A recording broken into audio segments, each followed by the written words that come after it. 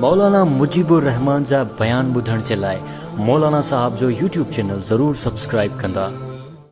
रोज़े जी हालत में गैर ज़रूरी वार कटे सघूं था या न, मसलन तौर ज़ेरे नाफ़ ऐं मथे जा वार। रोज़े जी हालत में अगर कंहिं बि साथी मथे जा वार कतराया ठाराया उन में रोज़ो फासिद न थींदो आहे।